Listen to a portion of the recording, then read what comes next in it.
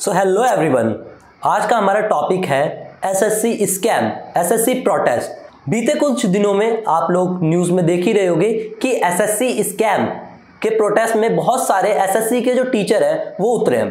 तो आइए जानते हैं अपने कुछ गेस्ट के साथ कि एसएससी आखिर है क्या और एसएससी स्कैम है क्या।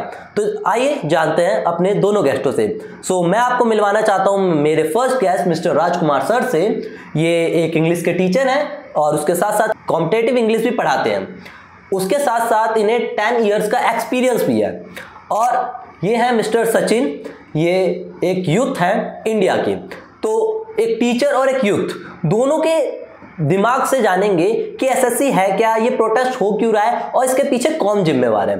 तो आइए अपनी वीडियो को स्टार्ट करते हैं। तो सर, मेरा ये क्वेश्चन है आपसे कि एसएससी है क्या? सर, एसएससी अगर मैं बताऊं तो स्टाफ सिलेक्शन कमीशन, जो कि गवर्नमेंट की ही एक ऑर्गेनाइजेशन है, जो कि 12th क्लास के बच्चों को या ग्रेजुएशन के बच्चों को जॉब ऑफर करती है। और उस जॉब ऑफर करने में बच्चे अपने कई साल लगाते हैं। और लगभग अगर आप देखो 2 तरीके की पोस्ट अभी फिलहाल जैसे सीजीएल के अंदर आ रही हैं, जिसके अंदर सीजीएल है जहाँ पर आप कंबाइंड ग्रेजुएट लेवल का एग्जाम दे सकते हो ग्रेजुएट होने के बाद में। दूसरा सीएचएसएल है जहाँ पर आपको 12th के बाद आप एग्ज़ाम कोई भी आप एग्ज़ाम में अपीयर कर सकते हो। तो इसके अंदर काफ़ी अच्छी जॉब्स हैं, जैसे कि एमटीएस हो गई, सीपीओ की हो गई, जीडी की हो गई, या फिर एक्साइज इंस्पेक्टर हो गई। अच्छा, तो मेरा क्वेश्चन है सर आपसे, सचिन सर, आप बताइए, आप एक युवा हैं, तो युवाओं के बीच आजकल गवर्नमेंट एग्जाम को लेकर इतनी होड़ क्यों मची हुई है? एक्चुअली मेरा ऐसा मानना है कि आज के समय इंडिया में जो है बहुत सारे ऐसे लोग हैं, इनका करोड़ों लोग हैं जो कि गवर्नमेंट एग्जाम्स के पीछे, गवर्नमेंट जॉब्स के पीछे भागते हैं। एंड मेरा ऐसा मानना है इसके पीछे कहीं ना कहीं हमारा जो कंट्री है ना, उसमें जो इंफ्रास्ट्रक्चर है, वहाँ के जो लोग हैं और जो जॉब्स अवेलेबल हैं, वो एक बहुत बड़ा कारण है। अगर मान लो कि आपने जो है बहुत मेहनत करी, आपने कई इयर्स लगाए और आप जो है बहुत ही बढ़िया नंबर से पास हो गए, मैं आपको बताता हूँ, अगर उस केस में आप किसी फॉरेन कंट्रीज में होते ना, तो आपको बहुत ही बढ़िया पैकेज मिलता, आपको बहुत ही रिस्पेक्टेड जॉब मिलती और आपकी लाइफ सेट थी। लेकिन अगर आप इंडिया में आ जाओगे तो जॉब सब कुछ सी हैं, उसमें जो है इतने ज़्यादा लोग हैं, हमारी जो पॉपुलेशन इतनी ज़्यादा है, ऊपर से जो हमारे कॉलेजेस है वहाँ पे स्किल्स तो मिलते नहीं है। तो ऐसे में इतनी लिमिटेड जॉब्स होने की वजह से बहुत ही ज़्यादा जो लोग होते हैं वो अनएम्प्लॉयड हो जाते हैं। और जिन लोगों को जॉब मिल भी रही है ना, उन लोगों को भी क्वालिटी जॉब्स नहीं मिल रही, उन लोगों को सैलरी कम मिलती है, उन लोगों को पैकेजेस कम मिल रहे हैं। ऐसे में जो है हमारे देश का युवा ये सोचता है कि यार यहाँ पे प्राइवेट जॉब्स करके फ़ायदा क्या है, जबकि हमारे देश में मैं आपको बताता हूँ, अगर आप कोई गवर्नमेंट जॉब पा लेते हो तो आपका रुतबा है।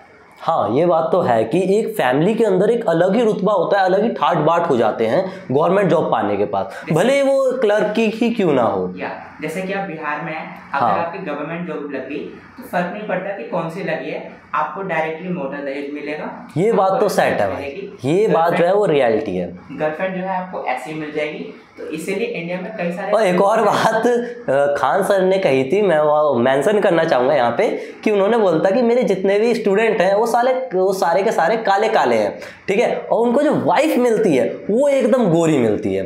ये गवर्नमेंट जॉब की जो खासियत उन्होंने बता रखी थी। बिल्कुल सही बात बोली, बिल्कुल सही बात। तो मेरा ऐसा मानना है ये कुछ कारण है जिनकी वजह से हमारे देश के युवा, बिहारी एंड इवन मैं इंटरेस्टेड हूँ गवर्नमेंट जॉब के लिए। तो हालांकि यहाँ पे जो है मुझे ये भी कहना होगा, इतने ज़्यादा लोग इंटरेस्टेड तो हैं, लेकिन गवर्नमेंट जॉब की वैकेंसीज कितनी होती हैं? बहुत कम। और इसी वजह से गवर्नमेंट जॉब्स के जो एग्जाम्स होते हैं वहाँ पे बहुत ही ज़्यादा करप्शन के केसेस आते हैं, बहुत ही ज़्यादा मिसमैनेजमेंट के केसेस आते हैं, जैसा कि हम हाल फिलहाल के एसएससी स्कैम के दौरान देख सकते हैं। यहाँ पे हमारे टीचर है, उनसे जानना चाहेंगे कि सर आपकी क्या परसेप्शन है इन सब चीज़ों के पीछे?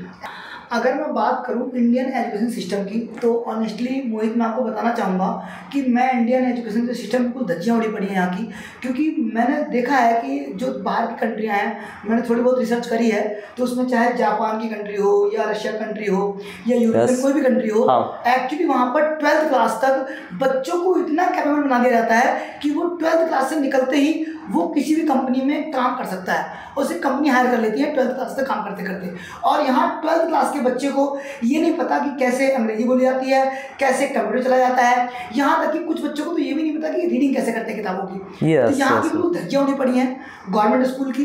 प्राइवेट स्कूल वाले वो सारे प्राइवेट माफिया हैं, जो कि आज अगर इंडिया में आप देखा जाए एजुकेशन सिस्टम सबके लिए बराबर नहीं है, बिल्कुल बराबर नहीं है। जहाँ पर बड़े लीडर्स के बच्चे पॉलिटिशियंस के बच्चे या किसी हीरो के बच्चे, वो एक बहुत ही अच्छे स्कूल में जाते हैं जो उनकी फीस बहुत ज़्यादा हाई है। यस। एंड इवन जो है कई सारे फॉरेन कंट्रीज में मूव हो जाते हैं, और वो लोग यहाँ रुकना नहीं चाहते हैं। जो लोग पैसे वाले हैं, जो लोग रिच हैं, वो रुकना नहीं चाहते हैं। और आप देखो गवर्नमेंट स्कूल में गवर्नमेंट टीचर तो बनना चाहते हैं, लेकिन वही टीचर बनने के बाद में अपने स्कूल को, अपने बच्चों को उस गवर्नमेंट स्कूल में भेजना नहीं चाहते। हाँ, ये एक हार्श रियलिटी आती है। जैसे कि रिसेंटली आपने देखा कि एक एस्पिरेंट होता है, मैं एसएससी की बात करना चाहूँगा कि एसएससी का स्कैम आ रहा है, प्रोटेस्ट कर रहे हैं, तो एक एस्पिरेंट है, वो दिन के 12-12 घंटे लगा के इतनी मेहनत करके एग्जाम की तैयारी कर रहा है, और जिस दिन वो एग्जाम देने जा रहा है उस दिन उसके साथ ये सारी चीज़ें हो रही है कि उसका ऑन द स्पॉट जो है सेंटर चेंज कर दिया जा रहा है, मशीनें नहीं चल रही हैं। तो उसके बारे में आप क्या कहना चाहेंगे? और मेरा क्वेश्चन एक और है कि अगर आपको मैं पूछूं आपसे, अगर मैं पूछूं कि आप हमारे एजुकेशन सिस्टम में ऐसा कौन सा एक चेंज करना चाहेंगे तो वो क्या होगा? सबसे पहले देखो, एजुकेशन सिस्टम में चेंज करने के लिए जो आपके ऊपर पॉलिटिशियन बैठे हुए हैं उनको चेंज करना पड़ेगा, क्योंकि सब कुछ उनके हाथ में ही है। इंडिया के अंदर तो ये है कहने के लिए हम डेमोक्रेसी में रहते हैं या कंट्री हमारी डेमोक्रेटिक है, बट एक्चुअली ऐसा कुछ नहीं है। यहाँ पे सीधा तानाशाही हो रही है इस टाइम पर। प्रेजेंट में आप देखा जाए तो बहुत दिन हो गए इस चीज़ को देखते हुए, काफ़ी टाइम से वैकेंसी निकली नहीं है, बहुत दिन हो गया। और वैकेंसी अगर निकलती भी है, बच्चा एग्जाम देने जा रहा है, तो आप जानते हैं क्या हाल हो रहा है इस टाइम पर कि अगर कहीं पे या तो कंप्यूटर ठीक नहीं चल रहे हैं, पंखे नहीं हैं, दीवारें नहीं हैं, कहीं कोई तबेला बना है वहाँ पे आप एग्जाम करवा रहे हैं, तो ये सारे स्कैम। तो अभी जैसा आपने बताया एसएससी प्रोटेस्ट के बारे में, तो अभी जो हाल ही में प्रोटेस्ट चल रहा है उसके पीछे क्या रीज़न है? उसके पीछे रीज़न ये है कि अभी ये 24-25 तारीख को बच्चों का एग्जाम था। हाँ जी। अभी 24 अगस्त 25 अगस्त को बच्चों का एग्जाम था एसएससी सीजीएल का, और अभी और भी एग्जाम लगातार इस तारीख तक होने हैं। हाँ। और लेकिन जब बच्चे 24 से 25 तारीख को जब वो अपने सेंटर पे पहुंचे, तब उन्होंने क्या देखा कि अगर हम सेंटर पे जा भी रहे हैं तो या तो सेंटर इतना ख़राब है, इतना भद्दा है कि कोई भी फैसिलिटीज़ नहीं है। बाहर से ऐसा लग रहा है कि कोई ये कहीं पर हम किसी गार्बेज के आसपास आ गए हैं, गार्बेज डंप के आसपास आ गए हैं, जिसकी वजह से बच्चा अंदर, चलो इतनी दूर से आया है चल के, वो अंदर जाके क्या देखता है कि वहाँ ना तो लाइट है ना पंखे हैं। अगर एग्ज़ाम एक्चुअली बच्चों को फर्स्ट शिफ्ट में एग्ज़ाम होना था, फर्स्ट शिफ्ट कैंसिल करके बच्चों को वेट कराया गया, उनको सेकंड शिफ्ट में अंदर जाने दिया गया। और जब अंदर जाने भी दिया गया तो उन्हें क्या देखा कि अंदर तो कंप्यूटर काम नहीं कर रहा है, लाइट नहीं है, बिजली नहीं है, और क्वेश्चंस ये देखो कि क्वेश्चंस ऐसे ऐसे भद्दे क्वेश्चन पूछ रहे हैं कि आपको क्या ही बताएं बेहुदा क्वेश्चंस। जैसे कि मान लो किसने कौन सा गाना गाया है, या इसके कंपोजर, इस गाने के कंपोजिशन किसने की है, इस प्रकार के क्वेश्चंस बच्चों से पूछे जा रहे हैं। ये वाहियात क्वेश्चन अगर बच्चों से पूछे जाएंगे तो बच्चे तो 3-4 साल से मेहनत करता आ रहा है, क्या ये इन हीरोइन के लिए एग्जाम देने के लिए आया है कि हाँ जी मैं आलिया भट्ट का उसने इस रात को कौन सा कपड़ा पहना तो मैं ये बताऊँगा, वो इसके लिए आया यहाँ पर। ये वो सीरियस होकर एग्जाम देना है बेचारा, आप उसका सेंटर इतनी दूर फेंक रहे हो, और जब उसको फैसिलिटी, इतने पैसे आप ले रहे हो, हर एग्जाम में आप 400-500 रुपये लेते हो, तो कम से कम उसको इतनी फैसिलिटी तो दो। सो मेरा नेक्स्ट क्वेश्चन है सचिन आपसे। आप देख रहे हैं कि ये सब स्कैम हो रहा है, तो इनके पीछे जिम्मेदार कौन है? एज अ स्टूडेंट आप बताइए, आपको क्या लगता है कि इन सब स्कैम के पीछे जिम्मेदार कौन है? और दूसरी बात ये आती है कि एक बच्चे का सेंटर एक स्टेट से उठा के इतनी दूर फेंका जा रहा है, तो उससे एक बच्चे को, एक एस्पिरेंट को क्या क्या परेशानी आती है? मेरा ऐसा मानना है इसके पीछे कहीं ना कहीं सबसे बड़ा कारण जो है वो करप्शन है, और साथ में उसके पीछे एक रीज़न ये भी है कि हमारे देश में ना किसी को फ़र्क नहीं पड़ता कि युवा क्या फील कर रहा है और युवा की ज़िंदगी कैसी है। हमारे देश में वैसे तो जो मेजोरिटी पॉपुलेशन है वो यूथ ही है, टीनेजर्स हैं, लेकिन इन रियलिटी किसी को घंटा फ़र्क नहीं पड़ता उनसे। हमारे जो युवा हैं वो अपने सालों साल लगाते हैं, गवर्नमेंट एग्जाम्स के लिए प्रिपेयर करते हैं, सच एज एसएससी, यूपीएससी, लेकिन उसके बावजूद भी आखिर में उन्हें ऐसी प्रॉब्लम्स फेस करनी पड़ती है। और इसके पीछे सिंपल सा रीज़न है, कई लोग जो पावर के अंदर हैं, कई लोग जो एसएससी के अंदर हैं, जिन लोगों को यहाँ पे ये काम है कि वो जो है फेयर एग्ज़ाम्स को कंडक्ट कर रहा है, साथ ही में जो है जो जॉब्स को अवेलेबिलिटी कर रहा है, वो यहाँ पे कहीं ना कहीं करप्शन करते हैं और यहाँ पे जो है लोगों का हक जो है मारते हैं। जैसे कि मैं यहाँ पे सिंपल सा कह रहा हूँ, अगर आप देखो तो टीसीएस जो है यहाँ पे पहले एग्जाम्स को कंडक्ट करती थी। मेरा ऐसा मानना है कि उनके दौरान बहुत ही कम प्रॉब्लम सामने आई। अच्छा, तो ये कंडक्ट किया था। आपने बताया टीसीएस के बारे में, तो अभी एसएससी प्रोटेस्ट के अंदर टीसीएस और इडिक्विटी का बहुत ही बोलबाला है, तो आप बताएंगे इडिक्विटी ने क्या करा है, टीडीएस ने क्या करा है? क्योंकि बहुत सारे जो ऑडियंस है वो जानते नहीं है कि इडिक्विटी क्या है, टीसीएस क्या है, तो थोड़े से आप डीप बताएंगे।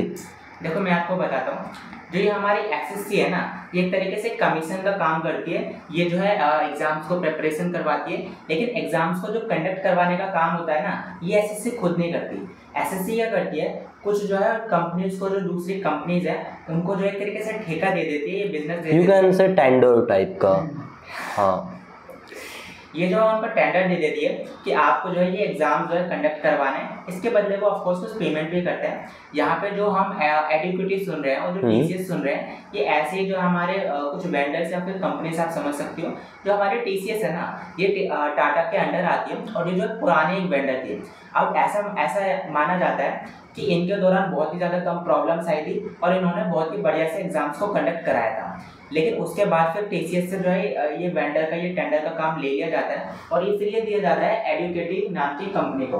अब बात यहाँ पे ऐसी है कि ऐसा कई बार देखा गया है कि इन्होंने जो है एग्जाम्स को फेयरली कंडक्ट नहीं करवाया है। वहाँ पे एग्जाम्स लीक्स थे, वहाँ पे जो है मिसकंडक्शन हुई थी, वहाँ पे पेपर लीक्स के साथ साथ जो है एनवायरनमेंट भी बच्चों को सही से नहीं मिला था। इसी वजह से जो है जो हमारी ये एडुकेटी है, ये जो ब्लैक लिस्ट भी हो गई थी। लेकिन उसके बावजूद भी फिर से एक बार इन्हें फिर से जो है ये टेंडर दिया गया कि वो फिर से इस साल जो है एसएससी के एग्जाम्स को होल्ड करवाएं। अब यहाँ पे मेरा वही पॉइंट आ जाता है कि सबसे बड़ी यहाँ पे करप्शन की प्रॉब्लम है। अब मुझे एक बात बताओ, क्या हमारे पास पैसे नहीं थे, क्या हमारे पास फंड्स नहीं थे कि हम जो है टीसीएस को या फिर किसी और बेहतर कंपनी को जो है टेंडर दे सके? नहीं, हमने जो है फिर से यहाँ पे एडुकेटी को क्यों सुना? हाँ, मेरे को तो क्या आपको ऐसा नहीं लगता कि एक प्लान स्कैम टाइप है? क्योंकि मेन बात जैसे आपने बताई अभी कि एडुकेटी इससे पहले भी बहुत बार स्कैम एक्सपोज हो चुका है उसका, जैसे पेपर लीक हो चुके हैं, मिसमैनेजमेंट हो सकी है, तो सरकार ने इसे बैन क्यों नहीं करा या फिर सरकार इसे क्यों टेंडर दिए जा रही है? ये फिर एक प्लान टाइप का लग रहा है। मेरा ऐसा ये मानना है, टीसीएस का मकसद ये था कि पैसे लेंगे, ठीक ठाक पैसे लेंगे और सही से एग्जाम्स को कंडक्ट करेंगे। लेकिन एडुकेटी का वो मकसद नहीं है। उनका ये है कि घपलाखोरी करेंगे, पैसे लेंगे, जैसे तैसे एग्जाम्स को करवाएंगे और अगर हमें ब्लैकलिस्ट कर भी दिया जाता है तब भी जो है हम जो है क्या करेंगे, अपने कॉन्टेक्ट्स का यूज़ करेंगे और जिन लोगों पे ये काम है ना, रिस्पॉन्सिबिलिटी है कि वो टेंडर चुने, कंपनीज को चुने जो कि एग्जाम्स को कंडक्ट करने वाली है, उनको जो है यहाँ पे रोकड़ा देंगे, पैसे देंगे, करप्शन करेंगे। और इसी वजह से मेरा ऐसा मानना है कि उनको बैन नहीं कर पाए, क्योंकि जो बैन करने वाले लोग हैं वो तो बिक गए। और इसके अलावा जो है यहाँ पे बार बार एडुकेटी को ही क्यों मिल रहा है? क्योंकि जाहिर सी बात है, एडुकेटी जो है यहाँ पे पैसे देती है उन लोगों को जो कि इसको चूज करते हैं। इस स्कैम का जिम्मेदार कौन, ब्यूरोक्रेट और गवर्नमेंट? मेन सवाल ये है हमारी ऑडियंस का और हमारी जनता का। आपको क्या लगता है? आप अपने पॉइंट ऑफ व्यू से बताइए जरा। हमारे पॉइंट ऑफ व्यू से अगर आप जानना चाहोगे तो जाहिर सी बात है, ब्यूरोक्रेट्स और पॉलिटिशियंस दोनों जिम्मेदार हैं, क्योंकि दोनों मिलजुल के ही सरकार चलाते हैं। ब्यूरोक्रेट्स के बिना पॉलिटिशियंस नहीं और पॉलिटिशियंस के बिना ब्यूरोक्रेट्स नहीं। मेरा ऐसा मानना है कि जो करप्शन है ना, इसे गवर्नमेंट नहीं करती, बल्कि करप्शन जो है स्टूडेंट्स भी करते हैं। कई सारे स्टूडेंट्स हैं वो पेपर लीक्स का फ़ायदा उठाते हैं, वो रिश्वतखोरी करते हैं और वो जो है अपनी पावर का और फिर गुंडागर्दी का इस्तेमाल करते हैं। हाँ, ये जो है ये बात है, हर सिक्कों के दो पहलू होते हैं, तो ये भी हमें एक्सेप्ट करना चाहिए। अब जरा आप ये सोचो कि जो एग्ज़ाम है जिससे हमारे देश में गवर्नमेंट जॉब्स मिल रही है, जिससे हमारे देश में इंपॉर्टेंट पोस्ट आने वाली है, उस एग्जाम को क्लियर करने के लिए स्टूडेंट जो है करप्शन कर रहे हैं, गलत काम कर रहे हैं। सोचो उनकी जॉब लग जाएगी तो वो क्या करेंगे? और उसके बाद फिर हम कहते हैं कि इंडिया आगे क्यों नहीं बढ़ रहा है। हाँ, ये तो एक हार्श रियलिटी बताई है भाई ने, और रियली ये रियलिटी है। ये बात देखिए किसी से नहीं छुपी, ना हमसे छुपी ना आपसे छुपी। मानने के लिए आप हमारे सामने नहीं मानेंगे, बट रियलिटी जो है आप उसे बदल नहीं सकते। तो चलिए आज की वीडियो में बस इतना ही, मिलते हैं नेक्स्ट वीडियो में। और अपना फीडबैक प्लीज़ ड्रॉप कीजिएगा कमेंट सेक्शन में, और नेक्स्ट टॉपिक किस पे बनाएं उसको प्लीज़ कमेंट कर दीजिएगा। बाकी thank you, bye bye, good night.